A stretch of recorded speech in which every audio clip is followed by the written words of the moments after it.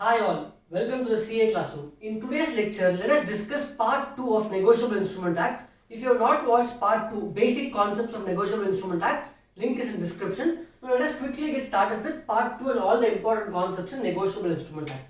First, let us discuss few important presumptions of negotiable instrument. Presumptions means few assumptions. Assumption that will be made. Now, if this assumption should not take place unless something in contrary of this, something against this is mentioned. If nothing against this is mentioned, then it is assumed that this is having validity. No. First, every negotiable instrument is made for consideration. The presumption is that I draw a negotiable instrument, whether check, promissory note or bill of exchange is made for consideration. You will not make a check where amount will be zero. No, you will make it for consideration. Every negotiable instrument is drawn on the date mentioned. Generally, every negotiable instrument is drawn on the date that is mentioned in the negotiable instrument. When I refer to negotiable instrument here, think of the three negotiable instruments we discussed of promissory note, check and bill of exchange. Every negotiable instrument is accepted in a reasonable time before its maturity. Every negotiable instrument is accepted in a reasonable time before its maturity. Now let's take a bill of exchange. Drawer and drawee. When the drawer is giving the bill to the drawee, it is presumed that he is accepting it before the maturity, because on maturity day he has to make the payment. Order of endorsement. What is the concept of endorsement? Endorsement means, we know in bills of exchange, accounts you have seen bills receivable. I am endorsing the bill to other parties. Bills of exchange can be endorsed to multiple parties. The presumption is order of endorsement is as same as how it appears in the bill of exchange. Behind the bill of exchange, we will write to whom all the bill is being endorsed. So the order is same as how it appears in the bill of exchange. Every negotiable instrument, presumption is it is duly stamped as required by the law. Next, it is also that holder is generally the holder in due course. What is the concept of holder and holder in due course? We will see in the next segment. Now let us understand the concept of holder versus holder in due course. Let me take a small example. Let's say X has sold goods to Y. X has sold goods to Y for rupees 10,000 on 3 months credit. And for this, X is drawing a bill of exchange. X is drawing a bill of exchange on Y. X is the drawer and Y is the drawee, or X is called the maker of the bill, Y is called the acceptor of the bill. Now, with this background, let us read these points. Holder of the bill, any person entitled in his own name to the possession of the negotiable instrument. For in this case, let us take bill of exchange. Entitled in his own name to the possession, he has the right to keep the possession of the bill of exchange, to receive or recover the amount due. So in this case, X, the maker of the bill of exchange, will be the holder of the bill of exchange, holder of the negotiable instrument. Let us say X now gives it to his friend or his agent to keep with him in his possession. X is giving it to his agent Z to keep all his bills with him. Now can I call Z as the holder? No. Z is not having the legal right for possession of these things.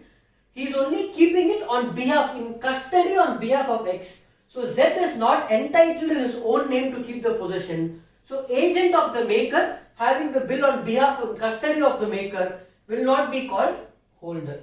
Next, let's say X was traveling in a bus and his bill was stolen by somebody. Let's call him Mr. C stole the bill. Now he stole the bill. C is going and asking why the payment, why is making the payment. Can I call C the holder of bill of exchange? No, because he stole it by theft. He is not having the right to keep the bill in his name. Therefore, he is not the holder. So we have covered agent, we have covered theft. Now let's say X has given this as gift to his brother, saying that take this money, go claim the money from Y. Then when you give the negotiable instrument as gift to another party, then that party is receiving the negotiable instrument in his own name legally. Therefore, he will be called a holder of bill of exchange. Let's extend the example. Now, let's say X who is supposed to receive 10,000 in 3 months, he is endorsing this bill, endorsing the bill.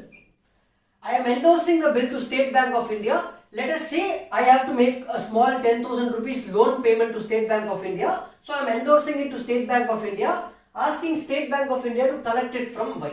Now let us read the provision for holder in due course. Any person who for consideration, in respect of getting consideration, instead of getting cash, he is getting a negotiable instrument, has possession of the negotiable instrument.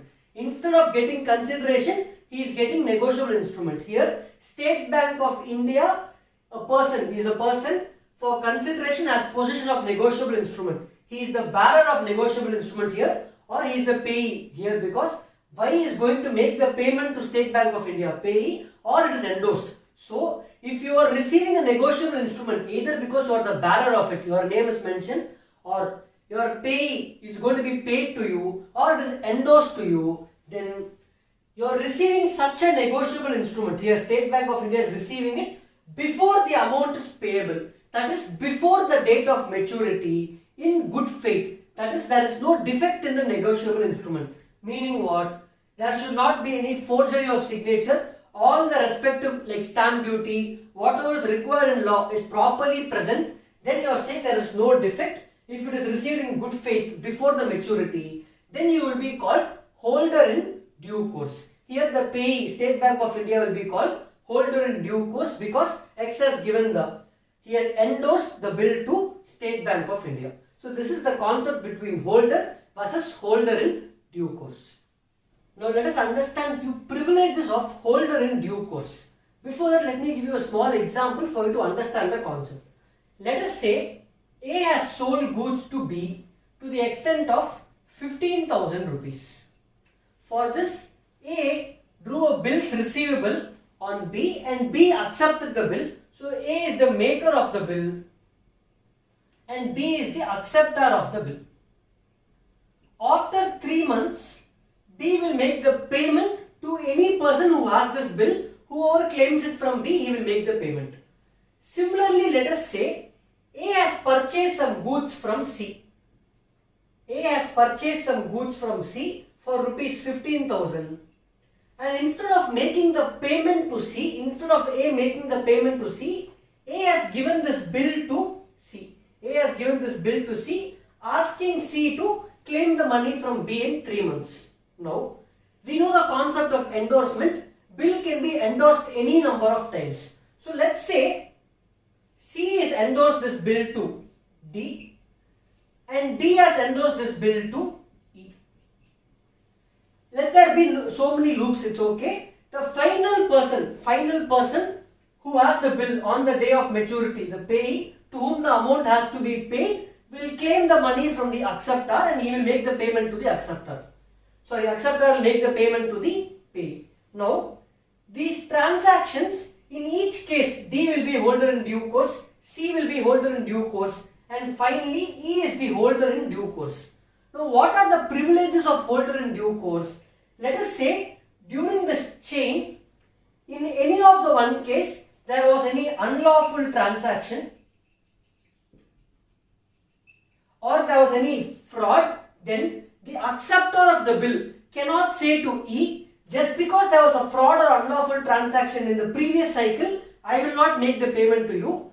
The holder in due course, when he obtains the bill or negotiable instrument in good faith, all the previous defects will go away. The acceptor cannot delay the payment to the holder in due course. So let's say there's an unlawful transaction, or let's say A had the bill, A lost the bill, C found it on the road, and C had to make some payment to D. C had to make some lawful payment to D. So he had given this lost bill to D. D used this bill, lawfully he gave it to E, and E is claiming from B. B cannot say this bill was lost, so I won't pay. E is a holder in due course, so he has to make the payment to E. That is this point, if bill is lost and subsequently obtained by holder in due course, or even if there was any unlawful transaction or any unlawful manner, the holder in due course will get the payment from the acceptor. Similarly, let's say if the bill was issued in a fictitious name, does not matter, the holder in due course will receive the money from the acceptor. First point, in case of a inchoate or incomplete instrument, what do you mean by this? Incomplete instrument means where the value of the instrument or sign is missing. If such details are missing in full or in part, it's called an incomplete instrument. Let's say A makes a bill on B where both the parties sign, but the amount is missing. Amount is missing.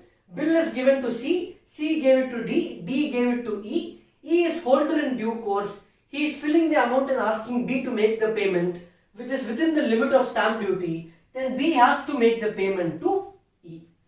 Holder in due course has good title even if payee has no power to endorse. Now let's say B has told A that he will make the payment only to A. So A is the maker of the bill and also the payee of the bill to whom payment is made. B has clearly instructed to A saying the payee cannot endorse this bill. But still A has endorsed the bill to B, C has endorsed to D and D has endorsed to E. When E asks B the payment, he has to make the payment because holder in due course will have good title even if any of the payees don't have the power to endorse the bill. So the crux of this discussion is the holder in due course, the person who obtains the bill for a valid consideration before the due date in good faith without any defect, such holder in due course will have the right to claim the money from the acceptor or drawee of the bill. Let us proceed to the next concept. Now let us understand different classification of instruments or different types of instruments. First is a bearer instrument.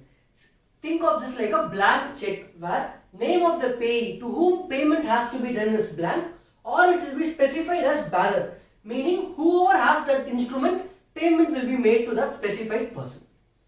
Second, order instrument, payment will be made payable to a specified person. Name of the person will be mentioned over here, or to his order. I will order pay to that specified person, payment will be made to that specified person. Next, two important concepts, inland instrument and foreign instrument. How do you identify if a negotiable instrument is inland instrument or foreign instrument? Very simple. You have to take 3 points. First, where is it drawn? Which location is it drawn? Drawn upon whom? Drawn on whose name? And where is it payable? Whether it is payable in India or payable abroad. Simple rules to follow. For an inland instrument, the instrument has to be drawn in India. First condition, it has to be drawn in India. And additionally, one of these two should be satisfied or both should be satisfied.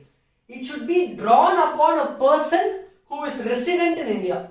Drawn upon a person who is resident in India, or it should be payable in India. Let's say I am drawing a bill in Chennai, drawn upon a person sitting in Australia, but again payable in Chennai. It becomes an inland instrument. So first condition, it should be drawn in India, and either of these, drawn upon a person resident in India or payable in India, or both should be satisfied. This plus one of these two. What is a foreign instrument? The minute an instrument is drawn outside India, even if it is drawn upon a person resident in India and payable in India, doesn't matter. The minute an instrument is drawn outside India, then it becomes a foreign instrument. Another condition, if it is drawn in India and it is drawn upon a person who is not resident and it is payable outside India, then it again becomes a foreign instrument. So you see, drawn in India but drawn upon resident outside India. So drawn on non-resident and it is payable outside India. Only one condition is satisfied, then automatically it becomes a foreign instrument. This is about inland instrument, foreign instrument and classification of instruments. Let us proceed to the next concept.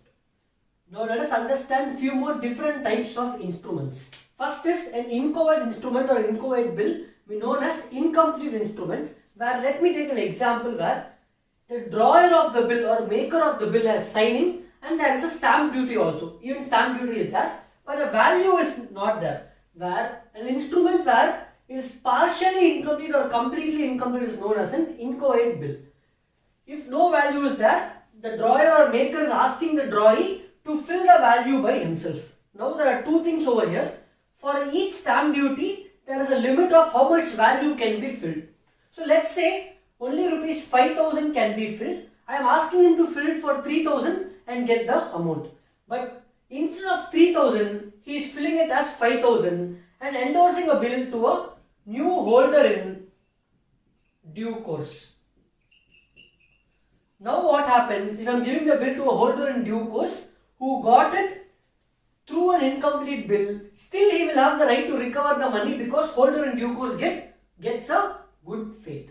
Now what do you mean by an ambiguous instrument?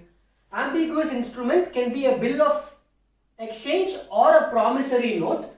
First, the drawer and drawing or the maker and acceptor are the same person. Very first concept we thought was drawer and drawee should be two separate persons where both are the same person. I am drawing a bill on myself, then it becomes an ambiguous instrument. The drawee is a fictitious person. I am drawing a bill on somebody, the person is not even in existence. So I am drawing a bill on some random name who is not even in existence, endorsing that bill to a payee, asking him to collect the money from the fictitious person, then such a bill becomes an ambiguous instrument. The drawee, the person with whom I am entering into a contract, now here, he is not having the capacity to enter into a contract. I am making a bill with a minor, then it becomes an ambiguous instrument. Another important point to notice, in every instrument we will write amount in words and in, we will write let's say 1,000 only, and we will also write rupees 1,000. Both should match. In cases where both are not matching, the act is saying go with what is written and don't go with what is there in numericals. Next, demand instrument and time instrument. Fairly simple. Demand instrument means payable on demand or payable on sight. Whenever I ask you, you have to make the payment. Example, demand draft or check. Whenever check is presented at the bank, payment has to be done immediately. When it comes to promissory note and bill of exchange, where no time is mentioned in the promissory note or bill of exchange, no date and time is mentioned, then it becomes a demand instrument. But generally for a promissory note and bill of exchange, time will be mentioned. It is known as a time instrument or a use-and bill, meaning payable on time or date. Payable at the time or date which is mentioned in the instrument is known as a time instrument. Now let us proceed to understand the concept of maturity. Now let us understand the concept of maturity of a negotiable instrument. Now, for a promissory note and a bill of exchange, where such an instrument is payable on demand or at sight, then you will not compute the date of maturity, it will be payable on sight. However, if it is payable on time specified, if a time is specified, let us see how to compute the date of maturity. Now, if negotiable instrument is payable on a specified date, let us say they are asking you to pay it on 1st of Jan, then the act is saying payment date of maturity will be the date of specified date. 1st Jan plus 3 days. 1st Jan plus 3 days will be 4th of Jan. Next, if negotiable instrument is payable on stated number of days after date or after sight.